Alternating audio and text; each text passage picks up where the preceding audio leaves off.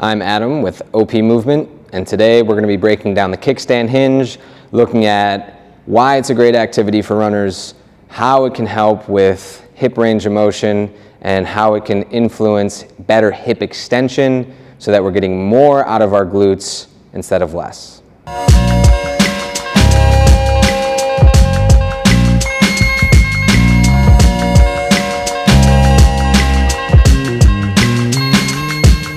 When it comes to glute-based exercises or working on hip extension, a lot of runners are focusing on the external or squeezing motion at the glutes, where we're just constantly tucking and pushing out.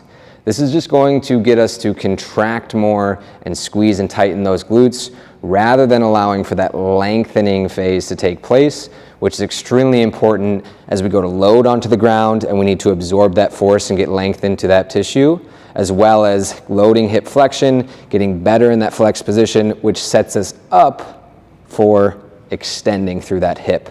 So if we want to maximize that, it's going to be best that we get a little bit more length in some of our glute activities, which the kickstand hinge is going to be great for.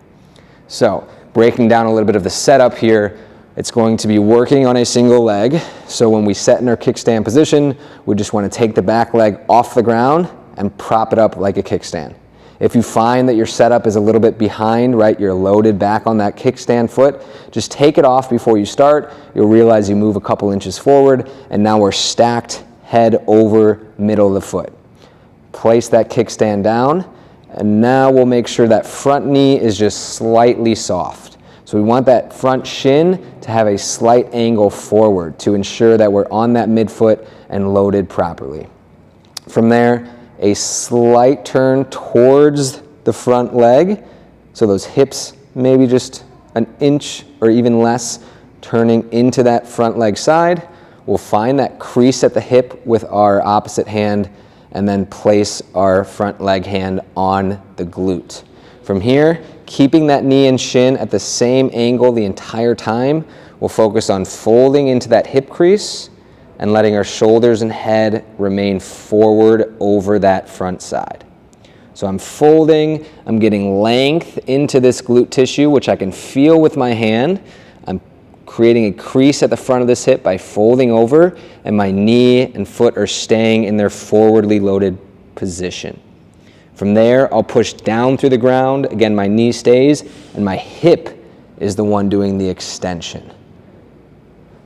So when we're loading into this position, we want to make sure that we have that slight turn into that side, which creates more length in that wrapping tissue of the glutes.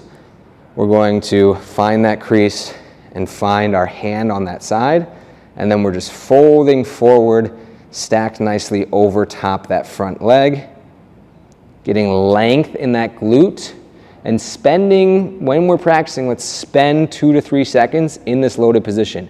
Feel what it's like to actually get a burn and length in that glute.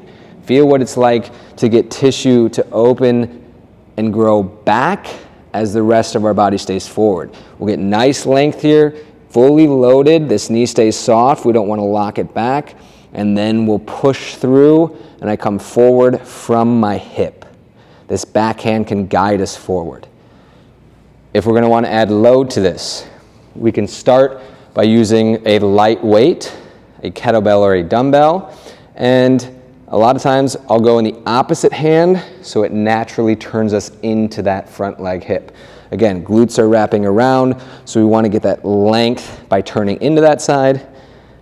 Weight will fall forward in front of us so that we're keeping weight forward as our hip has to grow back and get length through this position, which will then create drive forward and better hip extension.